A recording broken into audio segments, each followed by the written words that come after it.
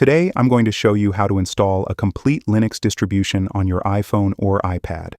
First, I'll give you a quick walkthrough of Linux running on both my iPad and my iPhone so you can see exactly how it looks and performs in real-world use. We'll be using two different methods in this tutorial. One method is already running on my iPad, and the other one I'll demonstrate on my iPhone. But don't worry, both methods work seamlessly on any iPhone or iPad you have. So let's see if it's actually usable or not by installing some tools on it. As you can see, I'm using Pacman since this is Arch Linux, and I'm installing Nano using Pacman, and it's working like a charm. Now let me try installing Git, and here we go. Git is also installed properly, without any issues whatsoever.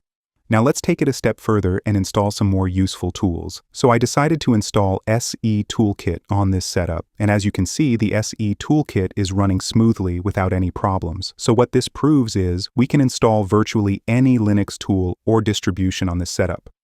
Now let's move on to the mobile screen and take a look. On iPhone, I'm running Alpine Linux. If you're not familiar with Alpine, it uses APK, the Alpine Package Manager. I'll provide a list of handy Alpine Linux commands in the description below. Let me also install Git on this setup and see how it handles the tools. So I've installed Git on this setup, and now let me clone a random tool. I'm cloning a random GitHub repository, a Python-based tool, just to demonstrate how package installation works. Now we also need to install Python since this tool is written in Python. For package installation, we need to use this command. APK add Python. Oops, it's not recognizing Python. Let me try Python 3 instead. Yeah, that's working now. So both Linux distributions are pretty usable on both iPad and iPhone, as you can clearly see.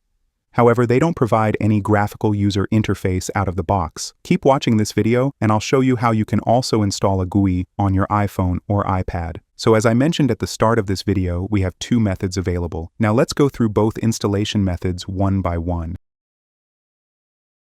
The first method is installing Alpine Linux, and it's pretty straightforward. You just need to download an app from the App Store called ISH. After installing this app, you simply need to update the package manager using the APK update command, and you're done. The second method is also straightforward. You need to download an app from the App Store called UTMSE Retro PC Emulator.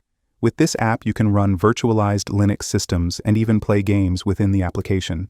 So I'm assuming you've successfully installed UTM SE. Now let's see how to set up and run Arch or any other Linux distribution.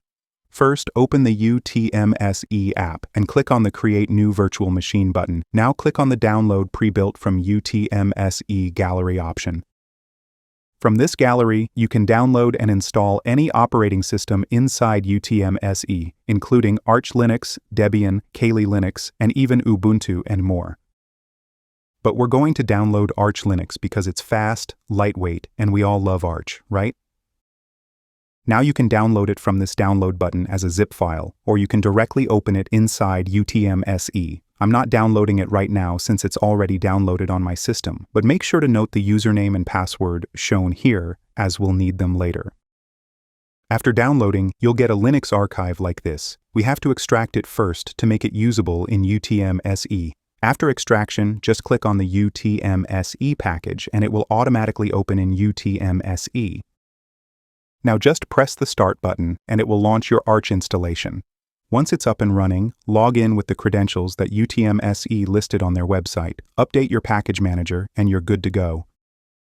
In conclusion, yes, you should definitely try these methods if you want to use a Linux system on your iOS device. They work almost flawlessly. Since they're running inside a virtual machine, they might be slightly slower than native installations, but they can definitely get your work done efficiently. Before you go, just a quick note. All the apps I've shown today are available directly from the official Apple App Store. No special setup needed, everything straightforward and completely legitimate. This content is purely for educational purposes, so please use these tools responsibly and only on systems you're authorized to access. Thanks so much for watching. If you found this helpful, don't forget to subscribe to the channel. I'll see you in the next one.